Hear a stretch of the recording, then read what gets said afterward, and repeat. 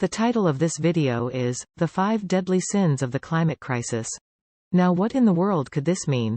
We humans are facing the challenge of our lives. It used to be the nuclear threat, and the population issue, and the lack of fresh water. And while these dangers still exist, the climate emergency is even more challenging. And will require an unprecedented response. So what are the 5 sins? First, let's define this word, sin. It holds a lot of connotation, meaning religious, secular, even in sports or business. For our purposes, we will define sin to be equivalent to ignorance, lack of understanding, misunderstanding, indifference, and unwillingness to see things as they really are. Sin number 1 is our inability as a species to respond to intellectual threats. Back in the day, when the saber-toothed tiger was coming at us, we had a natural fight or flight response. It was eat or be eaten. But even then, when the tiger was defeated, or moved away, our ancestors would relax.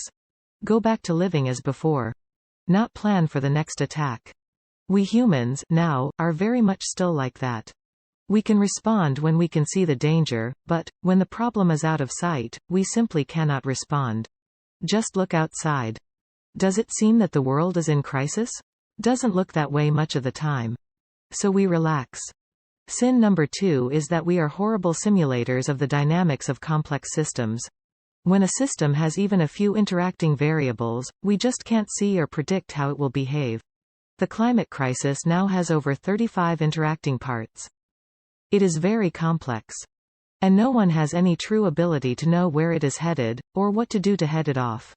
Sin number 3 is our normalcy bias. Normalcy bias is the psychological and social tendency to minimize danger. If it hasn't caused a problem, we apply wishful thinking and convince ourselves that there is nothing to worry about. People with normalcy bias will seize on the slightest ambiguity to convince themselves and others that the danger is not real. We humans on Earth are now seriously normalized to the threat of nuclear war. We say, since the bombs haven't gone off, they never will go off. And we are becoming normalized to the climate crisis. Looks okay to me. The government or science will fix it. Not to worry. Sin number 4 is a nuance in the fight or flight survival response. Turns out, for the human, this is actually a fight-flight-freeze response.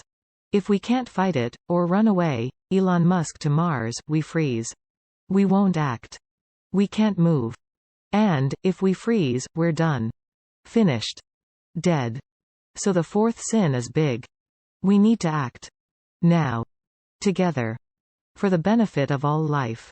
The 5th sin is the kicker. It's the power of group thinking. The hidden group mind that can stop us all from working together. Want a couple of examples of this? The Holocaust in Nazi Germany. The Cabbage Kid doll frenzy. Women's hemlines and the width of men's ties. This one is that drives racism. And what perpetuates the reliance on the institution of war to resolve conflict? The military-industrial complex, right? So what are we to do? How can we transcend these limitations in our functionality in order to survive? One answer is to talk. Educate ourselves and others. Bring these fundamental issues to consciousness, so we can deal with them individually and collectively. And, certainly, we must not let our Congress in Washington add difficulty to our situation. Finally, we need to use the various resources which are available online. These include www.itsmyclimate.com, www.loveshift.com, www.loveshiftblog.com, www.onesharedmyth.com, www.earthnationhood.com, and the very new website, www.planetletters.com. At Planet Letters, many resources are available to learn about our predicament, and write letters to our representatives, governors and other leaders, such as university presidents or corporate leaders, to urge them forward for all humankind. We don't have much time to get this going. Maybe just a few years or perhaps a decade. The dynamics of the climate are already starting to work. The need for a survival response could not be greater. Failure is not an option. Let's learn, and act, and share, and write. Love Shift. Working together, we can make a difference.